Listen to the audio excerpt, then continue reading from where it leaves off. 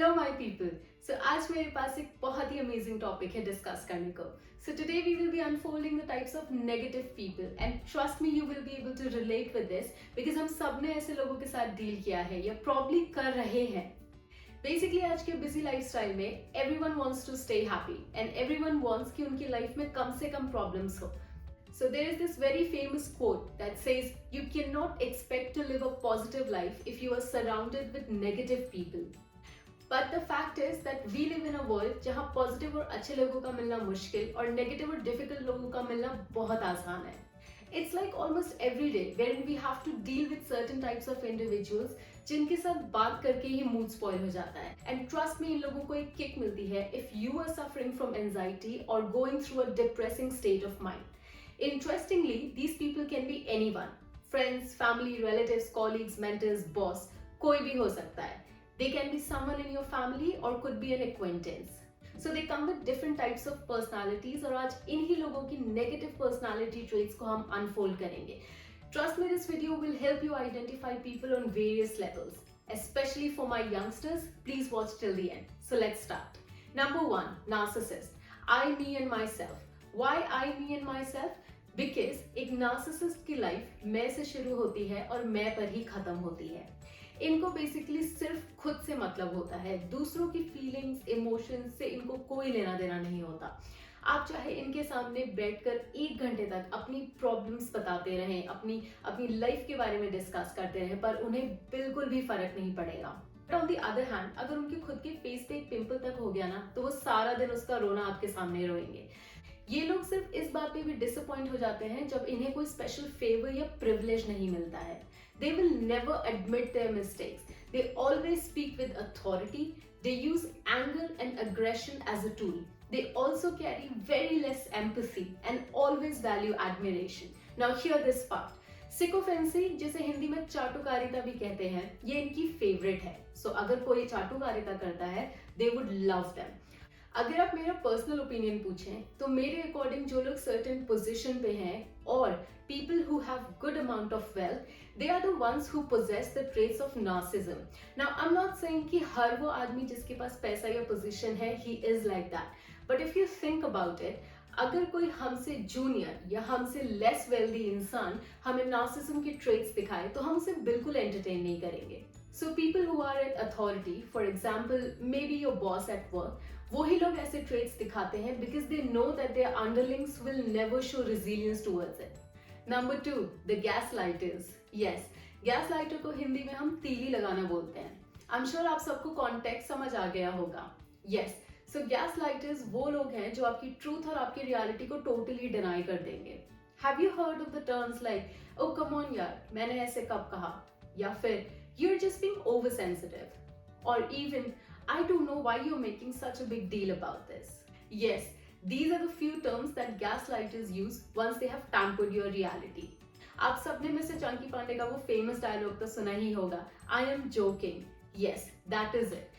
Gaslighters का favourite and most ऑफनली used term है ये, I was just joking. Interesting बात यह है कि ये गैस लाइटिंग कोई भी कर सकता है. Family, work place, relationship, friends, किसी भी तरह से हो सकता है. Well, on a lighter note, not to demean someone, but we must have seen, especially mother-in-laws, जब वो अपने घर को अपनी बहू के घर वालों से कंपेयर करती हैं, and after that they just say, I was just joking, या बुरा मत मानना. Now hear this out.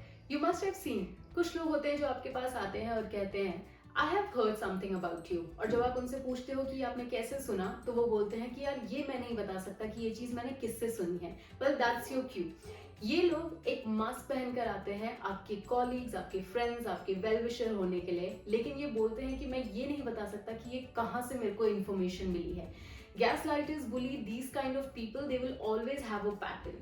No matter what they say, they will always back it up by saying बुरा मत मानना. ऐसे बहुत सारे एग्जाम्पल्स हैं, बट अब मैंने आपको फॉर्मूला दे दिया है, सो सिचुएशन में पुट करना आपकी जिम्मेदारी.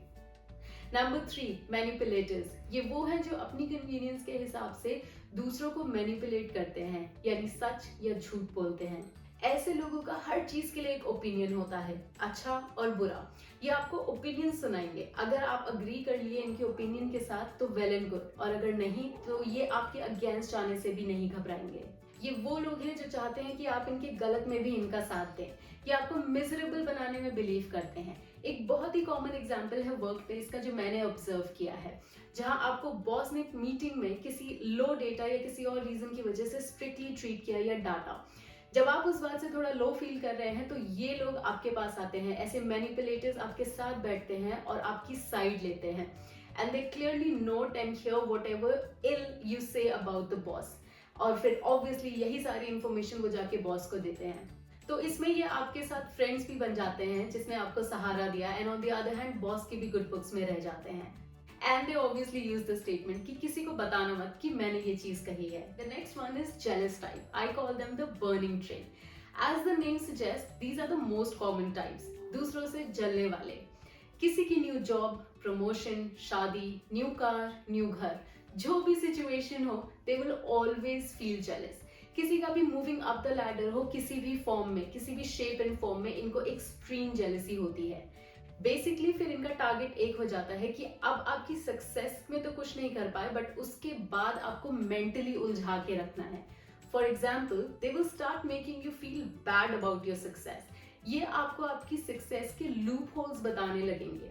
जैसे कि अगर आप मैनेजर बन गए मान लीजिए, तो ये आपके पास आके कंग्रेचुलेशन से पहले ये कहेंगे कि अब तो सारे ऑफिस की रिस्पॉन्सिबिलिटी तुम पर है, कैसे संभालोगे इतना सब, लेट नाइट तक काम करना पड़ेगा, एटसेट्रा एटसेट्रा। जब आप अपनी सक्सेस की स्टोरी इनके साथ डिस्कस करते हैं, नोट कीजिएगा ये हमेशा आपको इंटरप्ट कर देंगे और प्रॉब्ली अटेंशन ही नहीं देंगे। ये लोग हमेशा आपकी लाइफ में घुसने की कोशिश करेंगे because they want to know what are you doing, how are you doing and what will be your next move. They are even jealous of your other friends and peers, and even tend to be passive aggressive towards you at times. I hope you're able to relate with this. The next is fake. I call them the shiny people. Yes, the straightforward meaning of fake is the opposite of reality. Basically someone who is not genuine. ये लोग वो हैं जो बड़े जल्दी अपना judgement पास कर देते हैं किसी के लिए. They make harsh comments without even a second thought. They are also called people pleaser. ये दूसरों के दिमाग में अपने लिए हमेशा एक अच्छी परसेप्शन बना के रखना चाहते हैं। ये लोग desperate need में होते हैं कि लोग इन्हें पसंद करें। They always want to be the center of attention of any conversation. For example, if talking about politics with a group of people, a fake person might change their opinion to match the majority. They also believe in spreading rumors, and they would never give you a real apology. Instead of meaning their apology, they might use phrases like, I was just trying to help, or I'm sorry, but I think you're overreacting. Well, ये थे कुछ extremely negative types of people, but the fact is that there is no escape. We will meet these kind of people and we will have to learn to deal with them. A few things that I would suggest are, सबसे पहले तो try and avoid them. If they are not making any sense and showing any of these traits in a fixed pattern, then you don't really need to associate yourself with them. The next thing that you can do is, I understand at times there is no escaping, then you can listen to them without expressing. Yes, you don't necessarily need to express your opinions when they are talking. You can just simply listen to them without reacting. The next thing you can do is, don't say yes all the time. It's time to call spade a spade. Act as per your understanding. Last but not the least, this is my favorite. I love to do this. Have an attitude of pity towards them. You know what they're trying to do, right? So just pity them for their actions. It will always help you stay calm. So I hope this video of mine helps you. So please like, follow, share and subscribe. I will meet you the next time. Thank you for watching till the end.